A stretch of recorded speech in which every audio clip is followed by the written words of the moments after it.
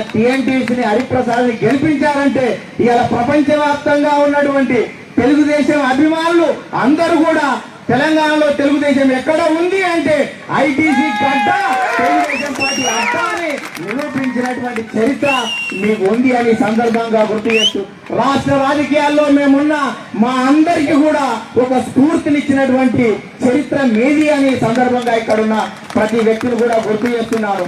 అందుకనే రాష్ట్ర వ్యాప్తంగా పార్టీ ఏ పరిస్థితిలో ఉన్నా ఇలా స్తబ్దత నెలకొన్న రాజకీయ అవకాశవాదులు పార్టీలో పదవులు అనుభవించి వెళ్ళిపోయినా ఇలా ఒక జెండా కోసం ఎజెండా కోసం పార్టీ కోసం అనునిత్యం కష్టపడుతూ పార్టీ జెండా భుజం మీద మోసి కార్మికుల శ్రేయస్సును సమస్యలు పరిష్కరిస్తూ ఈ జెండాను ఎత్తి మాకందరికి మార్గదర్శకాన్ని ఇచ్చిన మీ అందరికీ కూడా సదా రుణపడి ఉంటా. మీకు ఈ సందర్భంగా పదాభివందనం తెలియజేస్తున్నామని ఈ సందర్భంగా గుర్తు చేస్తున్నాను. అందుకనే కార్మికులైనా కర్షకులైనా ప్రజలైనా మనం ప్రజలతో మమేకమైతే ఖచ్చితంగా ప్రజలు మనల్ని ఆశీర్వదిస్తారని ఈ సందర్భంగా గుర్తు చేస్తున్నా. అందుకనే స్వర్గీయ నందమూరి తారక రామారావు గారు పార్టీ పెట్టినప్పుడు భూస్వాములు ఆస్వాములు జమీందారులు జాగీర్దారులు దేశ్ముఖులు దేశ్ పాండేల గురించి ఆలోచించలేదు.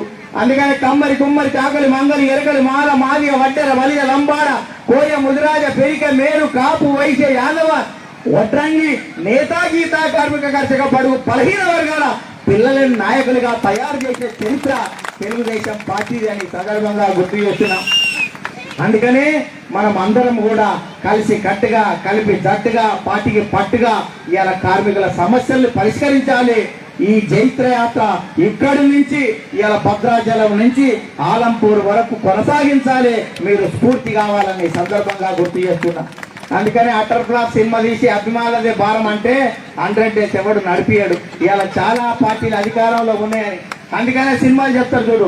మందాకి లాంటి మనసు, అనురాధ లాంటి ఆరోగ్యం, జయప్రద లాంటి జంకు, సోన లాంటి సొగసు పెడితే సినిమాలు నడవాయి. ఫస్ట్ హాఫ్ ముద్దులు సెకండ్ హాఫ్ గుద్దులు పెడితే 100 days నడుస్తున్నట్టు ఇవాళ ఎవడు ఎన్ని పెట్టుకున్నా చేసిన పని చెప్పుకున్నటువంటి చరిత్ర ఇక్కడ ఐటీసీకి ఉంది.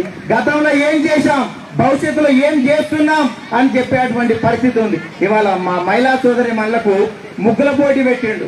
మొన్నటిదాకా టీఆర్ఎస్ వాడు కాంగ్రెస్ వాడు రాత్రిపూట పెగ్గుల పోటీ పెట్టినా కానీ వాళ్ళు గెలిచలేనటువంటి పరిస్థితి ఉంది అనేది చాలా స్పష్టంగా అర్థమవుతుంది. అందుకనే ఇవాళ విజయోత్సవ ర్యాలీ అంటే మామూలుగా ఎన్నో ఆడిటోరియంలో కార్మికులతో జరుపుకోవాలి, కానీ కార్మికులే కాదు కార్మికుల కుటుంబ సభ్యులతోటి జరుపుకోవడం అనేది, ఈ వనంలో జరుపుకోవడం అనేది పచ్చని జెండా సాక్షిగా పచ్చని వనంలో కుటుంబ సభ్యులతోటి అంటే ఒక ఐటీసీ మొత్తం ఒక కుటుంబంతో సమానం. ప్రతి వ్యక్తి కూడా వాళ్ళ కుటుంబం బాగున్నప్పుడు, కార్మికుడు బాగున్నప్పుడే కుటుంబం బాగుంటుంది, కుటుంబం బాగున్నప్పుడే వ్యవస్థ బాగుంటుంది అని సమాజ హితం కోసం ఇంతటి చక్కటి కార్యక్రమాన్ని ఏర్పాటు చేసినటువంటి మీ అందరికీ కూడా పేరు పేరున ధన్యవాదాలు తెలియజేస్తున్నాను. ఎందుకంటే ఇది రాజకీయ ఉపన్యాసం కాకూడదని మీ అందరికీ చెప్తూ ఇప్పటికే కాలాతీతం అవుతుంది. మీరందరూ కూడా ఆకలి మీద ఉన్నటువంటి వారు, అనేక సాంస్కృతిక కార్యక్రమాలు కూడా పోటీలు ఉన్నటువంటి తరుణంలో ఈ రాజకీయ ఉపన్యాసాలు జరగకుండా మీరందరూ కూడా మనసు విప్పి మాట్లాడుకునేటువంటి పరిస్థితి రావాలి. ఇది ముహూర్తం కావాలని సందర్భంగా గుర్తు చేస్తున్నా. ఎందుకంటే మనం అందరం టీవీల మీద కూర్చుంటే ఇవాళ యువతనేమో 18 ఏళ్ళు దాటితే సారాకు అలవాటై గోడలు పట్టుకొని యువత తిరుగుతున్నది. ఇవాళ మహిళలు ఆడోళ్ళేమో టీవీలకు అలవాటయ్యారు, మొగోళ్ళేమో ఆడోళ్ళేమో సీరియళ్ళకు అలవాటయ్యారు, మొగోళ్ళేమో సీసాలకు అలవాటు అయిన తర్వాత ఈ సెల్ ఫోన్లు వచ్చిన తర్వాత ఎవరి ఫోన్లు వారు చూసుకుంటారు, పక్క వాళ్ళతో కూడా మాట్లాడేటువంటి పరిస్థితి లేదు. ఇవాళ హరిప్రసాద్ పెట్టిన ముహూర్తం ఏమో కానీ భోజనాలు పెట్టి అమ్మాయిల యోగక్షేమాలు బాగోగుల గురించి మాట్లాడుకునేటువంటి ఒక సదవకాశం ఇచ్చిండు. అందుకని ఎవరి చేతిలో ఫోన్ ఉన్నా ఇంట్లో పిల్లల్ని చూస్తే దుడ్డలంగిట్లా మన తగులు కట్టేసినట్టే ఉన్నది. ఎవరి పనిలో వాడే ఉన్నాడు, ఎవడు వస్తుండో ఎవడు పోతుండో చూడలేనటువంటి పరిస్థితి. అందుకనే ఫోన్లు ఆఫ్ చేయండి, మనసు విప్పి మాట్లాడుకోండి.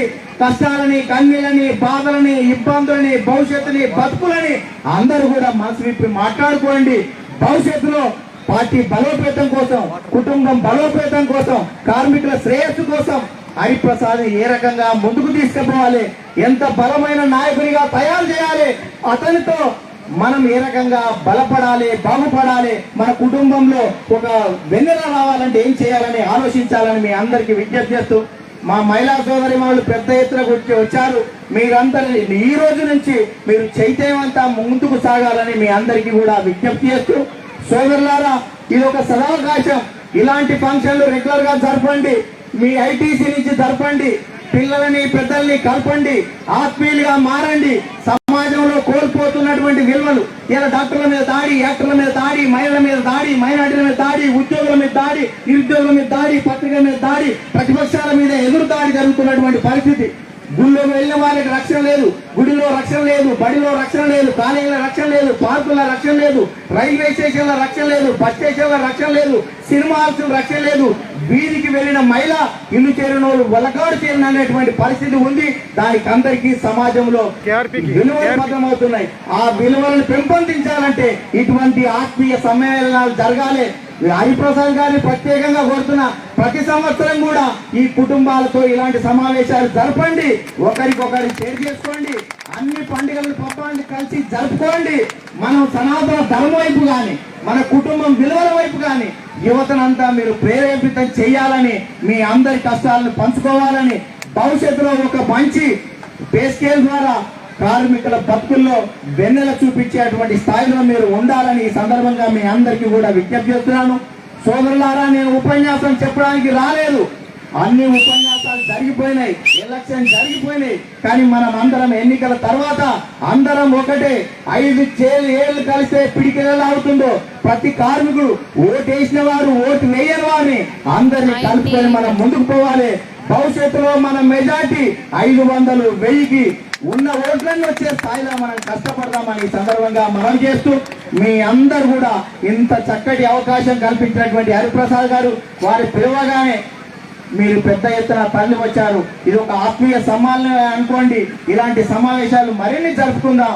మనం అందరం కూడా బలోపేతం అవుతాం, కుటుంబాన్ని బలోపేతం చేద్దాం, మన కుటుంబంలో విలువల్ని పెంచుకుందామని మీ అందరికీ విజ్ఞప్తి చేస్తూ, నేను మీటింగ్ రాలేదు, అసలు ఈటింగ్ వచ్చాను.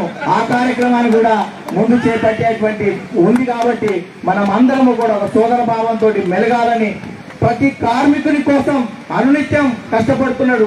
మరింత బాధ్యత పెరిగింది. ఇప్పుడు భవిష్యత్తులో ఏం చేస్తానని కూడా ఇప్పుడే చెప్పాడు. మామూలుగా పెళ్లిగాక ముందు చెప్తుంటారు, మావాడు ఇది చేస్తాడు, అది పెళ్ళైనాక మావాడి పరిస్థితి ఇదని. అట్లని కాదు, గతంలో గెలిచాడు, మళ్ళీ గెలిచాడు, హ్యాట్రిక్ కొడతానన్నాడు. అంటే మీ మీద ఎంత నమ్మకం ఉంది, తన పని మీద తనకు ఎంత నమ్మకం ఉందో అనేది చాలా స్పష్టంగా అర్థమవుతుంది. కాబట్టి మా మహిళా సోదరిమణులు ప్రతిరోజు, ప్రతి గంట, ప్రతి నిమిషం, ప్రతి క్షణం మీరంతా మనసు విప్పి మాట్లాడండి. సమస్యలన్నిటి కూడా కార్మిక సోదరులందరూ కూడా ఏకతాటిపైకి వచ్చి ఏకం కావాలి. ఈ రోజు నుంచి మనం అందరం కూడా ముందుకు సాగాలని మీ అందరికీ విజ్ఞప్తి చేస్తూ, మరిన్ని మంచి పే స్కేళ్లతోటి భవిష్యత్తులో కూడా హరిప్రసాద్ గారు మరింత ఎదగాలని ఆశీర్వదిస్తూ, ప్రతి ఒక్కరూ రాత్రింబగళ్ళు కష్టపడ్డారు. అనేక మంది నిద్రాహారాలు మాని శ్రమించారు. వారందరికీ కూడా ప్రత్యేక ధన్యవాదాలు తెలియజేస్తున్నా. మా టీఎన్టీసీ బృందం రాష్ట్ర నాయకత్వం కానీ సహకరించిన అన్ని పార్టీలలో ఉన్నారు. ఉదయం నుంచి అక్కడ తిరిగినా, రాత్రి ఫోన్ చేసి నేను ఇక్కడే అన్నోళ్ళు కూడా ఉన్నారు. ఎందుకంటే మంచి మందులు చెప్పాలి, చెడు చెవులు చెప్పాలి. మంచి ఎక్కడుందో కాబట్టి హరిప్రసాద్ తు ఆగే బడోం తుమారా సాత్ అని చెప్పి అక్కడ నిలుతూ కూడా ఇక్కడ ఓట్లేసిన వారికి కూడా 10,000 నమస్కారాలు తెలియజేస్తూ, భవిష్యత్తులో కూడా వాళ్ళు కూడా ఇటే రావాలి. అందుకనే గాడిదలకు గడ్డేసి ఆవులకు పాలు వేస్తే రావు. కాబట్టి మనం ఎక్కాలి, పని చేసుకొని ఓటు వేయాలి. కేసీఆర్ చెప్తాడు, ముక్కోడు చెప్పేది ఇంతకు ముందు ఏమని చెప్పేది, కొట్టడానికి ఇవ్వాలి ఆయుధం అన్నట్టు. అందుకని హరిప్రసాద్ ఇవ్వకుండా ఇద్దరిని కొట్టిండు, మాజీని కొట్టిండు, తాజాని కొట్టిండు.